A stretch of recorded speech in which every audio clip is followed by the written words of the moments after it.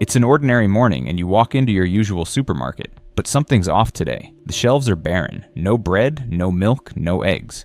Not even a roll of toilet paper in sight. People are jostling, panicked, asking employees, "When's the next shipment?" But all they get is a shake of the head. This isn't a one-off glitch anymore. The supply chain is choking on a massive scale, and something's quietly brewing. America is on the brink of its worst shortage crisis in decades. When the crisis hits, not every state will crumble at once. Some will fall first, the most vulnerable ones, where people rely entirely on supermarkets, and where geography or weak infrastructure makes supply lines fragile. This list might send shivers down your spine because your home state could be on it. So if supplies dry up, which 10 states will plunge into chaos? First, Number 1. California. California, its name alone evokes vibrancy, modernity, and boundless energy. But here's the kicker: precisely because this state is so massive and so reliant on goods pouring in from across the globe, it'll be the first to feel the chill of a nationwide supply shortage. Let's face facts: over 40% of US imports flow through the ports of Los Angeles and Long Beach, both in California. If ships stop arriving and containers sit empty, the entire supply chain grinds to a halt. From warehouses to supermarkets to your kitchen, shelves, everything takes a hit. With nearly 40 million people, just a few days of shortages could send demand surging, spiking prices, and leaving workers trapped in a cycle of scarcity and helplessness. Worse still, California already has the highest gas prices in the nation. What happens if fuel for transporting goods runs low? A single carton of milk moving from a distribution center to a store could skyrocket in cost due to fuel expenses. And if you live in places like the Central Valley, once dubbed America's fruit basket, you'll face a cruel irony. Farmers can't sell their produce, while consumers can't afford goods that have passed through middlemen. Then there's California's frequent natural disasters, wildfires, droughts, earthquakes. When these strike, residents don't just lose power or water, they face shortages of food and relief supplies. Recent massive wildfires have blocked major roads, stranded delivery trucks, and forced big box stores to close temporarily. Empty shelves are no longer a rare sight. With a population this large, even a single broken link in the supply chain can trigger a devastating domino effect. In short, California could be a microcosm of what happens if America truly runs dry, not because it's weak, but because it's so vast, so complex, and so dependent on a fragile distribution network. When that network shatters, it won't just be low-income folks feeling the pinch. Even the middle class and seemingly safe areas will see instability creep into every meal at home. Are you preparing for that, or do you still think California will stay prosperous forever? Number 2. Texas. Texas is the epitome of grit and self-reliance. Think oil, beef, and land bigger than many countries combined. But here's the catch: that very vastness makes Texas shockingly vulnerable if the national supply chain falters. Don't let its prosperous facade fool you. When goods grow scarce, the hundreds of miles separating towns, communities, and distribution hubs turn into deadly barriers. Many areas, especially in West and South Texas, are nowhere near major logistics hubs. They rely entirely on long-haul trucks, and if fuel prices spike, drivers dwindle, or goods from distant ports don't arrive, these communities are virtually cut off. Remember those past snowstorms. Within just a day or two, supermarket shelves were bare. No bread, no bottled water, not even toilet paper to fight over. That was a short-term storm. Now imagine a prolonged supply crisis. What do you think would happen? Texas also has large pockets of low-income workers who can't afford to stockpile goods or travel far when supplies run low. They depend on steady stock from Walmart, H-E-B, or Target. But if shipments lag and prices soar, their budgets buckle. A gallon of milk or a bag of rice could exceed their daily spending limit. And if power fails, like during that infamous winter storm when the state went dark, frozen food spoils. No cooking, no storage, and nothing left to buy. Think big cities like Houston or Dallas are safer. Think again. The denser the population, the higher the demand, and the faster supplies vanish. A single day's delay in delivery sparks a chain reaction. Empty shelves, panicked, hoarding, and chaos. When crowd mentality kicks in, you'll see shoving, stockpiling, even scuffles over the last cans of food. In a state like Texas, where gun ownership is widespread, you don't want to witness people fighting over goods in a frenzy. Texas may be the land of freedom and tough souls, but that's exactly why a collapse in support systems hits hard. It begs the question: how do you stay self-reliant when the local economy leans on cross-state and global supply lines? In a crisis, will that famed independence hold life steady, or will we see a smoldering crisis spread from rural outposts to urban centers, from workers to middle-class families who never thought they'd face want? Number 3, Kentucky. Kentucky sounds peaceful, doesn't it? a heartland state with rolling green hills, sprawling horse farms, and hardworking, down-to-earth folks. But don't let that idyllic image fool you. If the national supply chain dries up, Kentucky won't crumble. Gradually, it'll collapse like a wooden house in a tornado. Why? Because it's one of the states most dependent on goods flowing in from elsewhere with internal reserves as thin as tissue paper. Did you know that most consumer goods in Kentucky, food, pharmaceuticals, household items, even manufacturing supplies, rely on fragile overland transport routes? If just one stretch of highway stalls due to a supply chain breakdown, shelves in Louisville or Lexington will go bare within days. Picture this. You walk into a rural Kentucky supermarket and see only a few lonely cans of beans, no bread, no milk, and bottled water, rationed by the jug. That's not science fiction. It nearly happened during last year's winter storm when highways were blocked. In a nationwide crisis, it won't be nearly economically. The picture is grim. Over 36% of Kentuckians live in rural areas, working low-income jobs. Manual labor, factory, work, driving, or kitchen shifts.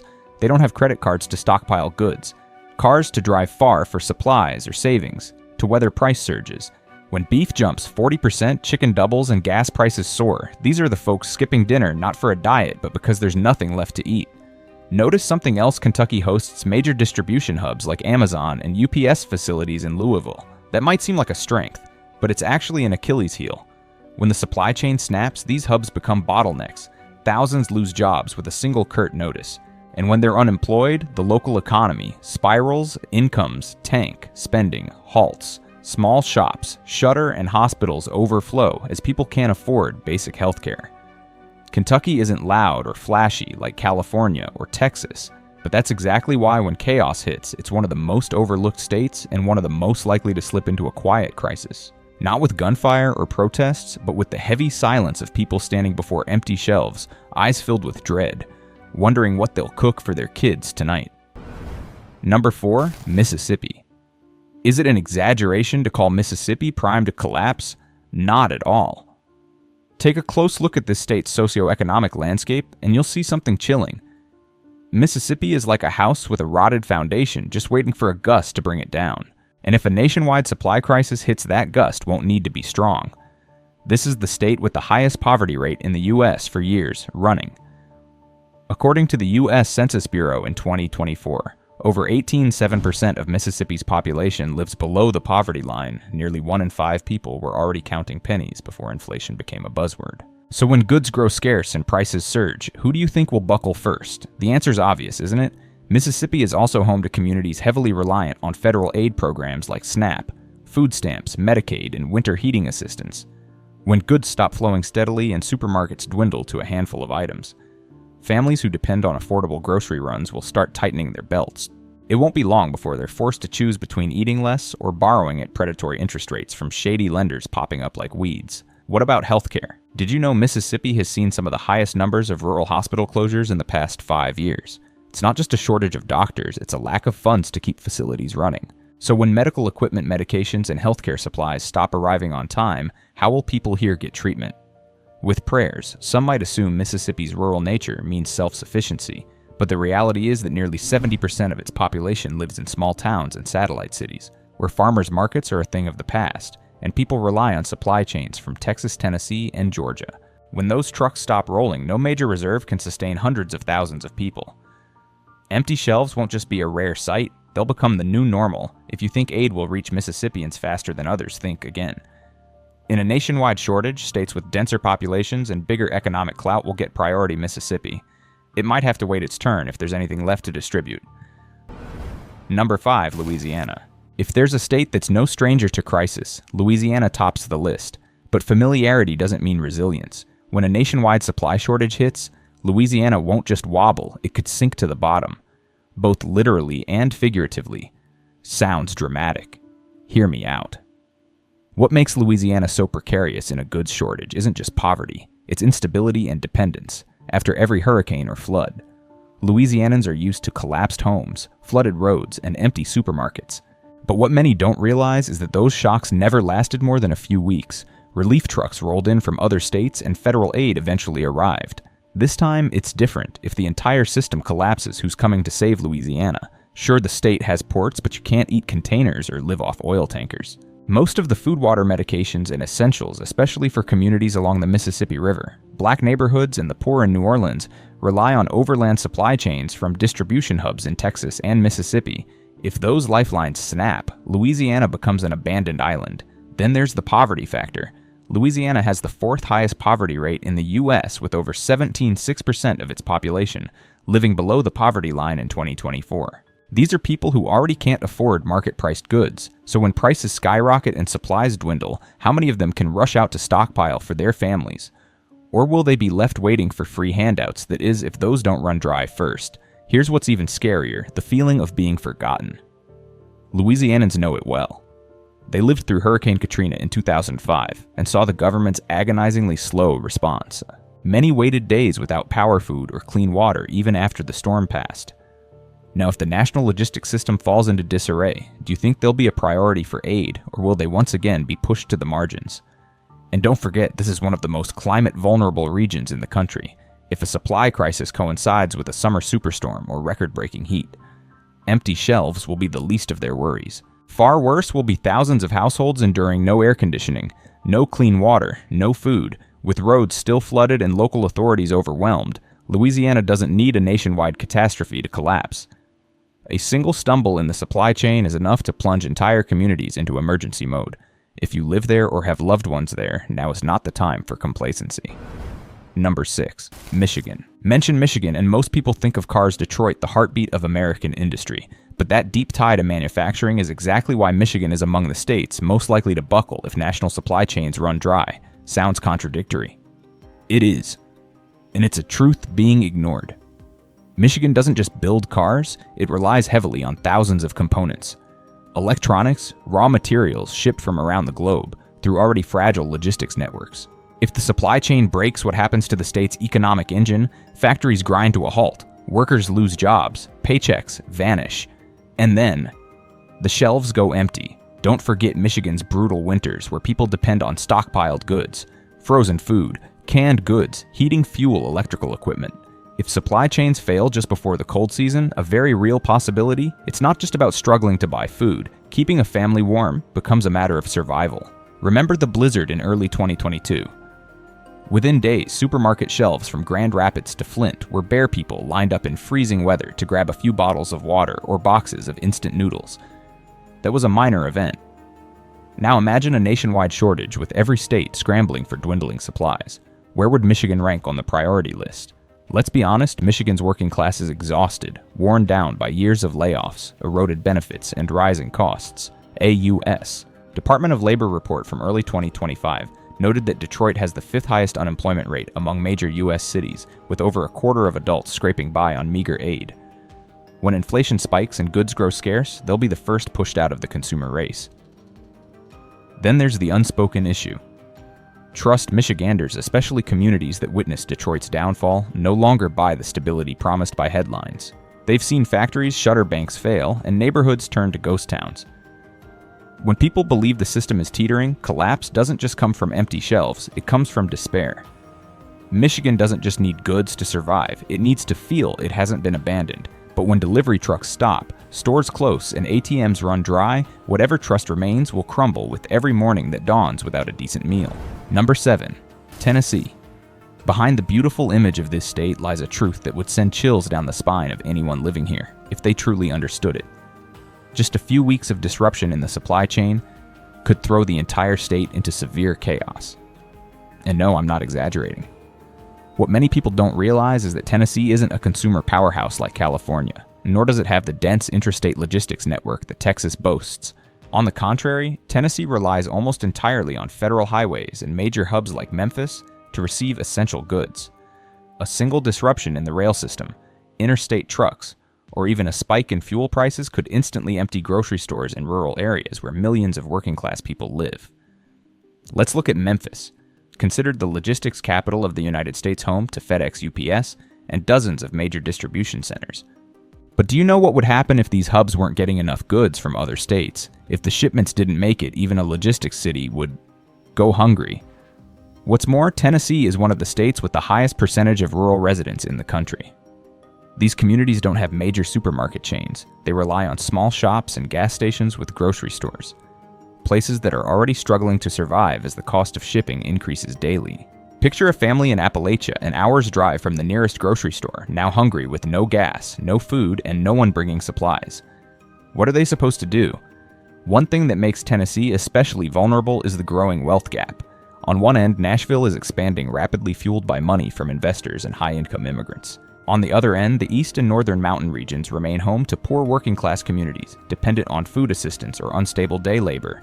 When goods are scarce, who gets the right to buy? First, who gets left behind? And there's another harsh reality. Tennessee has witnessed riots over food shortages. During the 2020 pandemic, stores in Memphis and Chattanooga were looted when people couldn't get food or personal supplies. Some looters took toilet paper. Others looted baby formula. It was no longer just criminal behavior. It was a signal that when the supply chain collapses, social trust will collapse with it. Number 8, Arkansas. The reality is that most of Arkansas's residents live in rural areas, and many of them don't have large supermarkets nearby. Some communities are as far as 30 to 40 miles from the nearest Walmart. In a state where car ownership isn't as high as people might assume, just a spike in gas prices or a few days of supply shortages could send everything off course. And don't forget, Walmart was founded in Arkansas, and its headquarters are still in Bentonville. If one day Walmart were to close its doors, who would the people here rely on?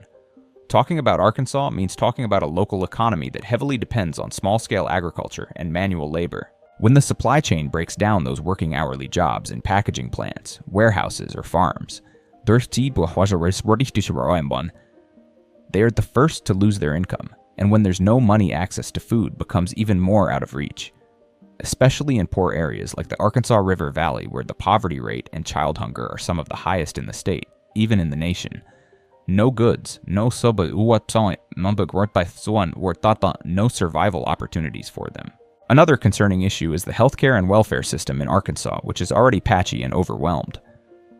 In 2024, many rural hospitals face the risk of closing due to lack of funding and staffing. So when people can't afford medicine because of shortages, who will save them? And if people start flocking to cities to buy supplies, the already weak infrastructure will be completely paralyzed. Narrow country roads, bridges never designed to handle heavy truck traffic, all will become choke points, turning going to buy goods into a race for survival. And then you'll see the irony, people living right on farms next to fields, yet they're hungry. Why? Because those crops aren't for local consumption. They need to be transported, processed, packaged, and delivered to supermarkets, which rely on a logistics system that, if it collapses, would leave farmers clueless on how to sell their produce. A system where producers can't even eat what they grow. How unstable does that seem? So if the national supply chain is truly disrupted, Arkansas won't react with the same noise as New York or Los Angeles. But that silence is what's truly frightening, because it's a sign of desperation. It's the quiet of families unsure if they'll have enough food tomorrow. It's the confused look on children's faces asking their moms, "Why is there no milk today? And do you know what's the scariest part?" Those questions might soon become an everyday occurrence if the entire food supply system really collapses. Number 9, New Mexico. Do you know what makes New Mexico most vulnerable if goods begin to run low? It's not because the state is poor, it's not because it's deep in the interior, it's because it's on the fringes. A land forgotten by both the distribution system and national public attention. When you live in major urban centers like New York or Chicago, you might never think about how people in the Navajo Nation, an area stretching across New Mexico, have to drive over 50 miles just to find a Walmart or a gas station with supplies. When the logistics system runs smoothly, it's already difficult for people here to access goods. So what happens when trucks stop highways become gridlocked due to a lack of drivers or soaring fuel prices cause shipments to be cut? The answer is the entire community falls into a frightening silence. No goods, no information, no options. What the audience needs to reflect on is this: if you live in New Mexico, you're not just facing a shortage of goods. You're witnessing an entire survival infrastructure being threatened. The native people here, particularly in areas like Gallup or Shiprock, are all too familiar with being cut off from the traditional distribution system, but familiar doesn't mean they can endure it forever. When the COVID-19 pandemic hit, these areas were thrown into a state of emergency just because they couldn't get bottled water or toilet paper. That was in 2020. And by 2025, has everything really gotten better? One of the reasons New Mexico is so vulnerable in a supply shortage scenario is because its population is spread too thin, too scattered. You could live in a small town where the nearest supermarket is in a neighboring state, and in an emergency, not everyone has enough gas money or health to drive hundreds of miles to find food. Add to that the low average income, only about $55,000 per year compared to the national average of nearly $75,000, and the ability to stockpile or adapt for households is severely limited. The more you think about it, the clearer it becomes. New Mexico is not in the priority zone of the national distribution system. Shipping companies, logistics firms, even large retail chains focus their infrastructure in high-population, high-profit areas. To them, the fringe regions like New Mexico are not the optimal choice, and if the supply chain has to be cut or restructured, this will be the first place to be left behind. You might think, I don't live in New Mexico. This doesn't affect me, but think again. Once goods start to run low, the distribution system will operate on a priority basis. And when weaker states like New Mexico are left off the list, the burden of relief, both humanitarian and economic, will fall onto the remaining states. The collapse in one state never stays in one place. Number 10. West Virginia. Here the roads wind through mountains and towns are scattered like isolated islands in an ocean of forests and hills. And when the national logistics system begins to falter, these islands almost instantly turn into lockdown zones, unable to access goods with no alternatives and no one to help. This isn't a hypothetical scenario. During the historic floods of 2016, many communities in West Virginia were cut off for weeks. Bridges were swept away, highways collapsed, no trucks, no supplies, no electricity, and no one could reach them. The people had to revert to a self-sufficient way of life, like in the pre-20th century, but that was a natural disaster. This time, if goods vanish, it will be the collapse of the entire modern logistics system. With no end in sight, West Virginia has long been a symbol of America being left behind. It is one of the poorest states in the nation, with nearly 17% of its population living below the poverty line. Moreover, the state's infrastructure is continually ranked as poor. In 2023, nearly 20% of the bridges in West Virginia were rated as unsafe or in urgent need of replacement. If trucks can't reach the area, people here won't just be lacking food, they'll be lacking everything from medicine and fuel to toilet paper. What's concerning is that most of the people in West Virginia don't have the means to escape when a crisis hits. Many live off Social Security income from coal mining, an industry in decline, or temporary jobs that don't provide enough to stockpile food for long periods. Their homes are deep in the mountains where pickup trucks can hardly reach, let alone large supply trucks. The healthcare situation here is also alarming.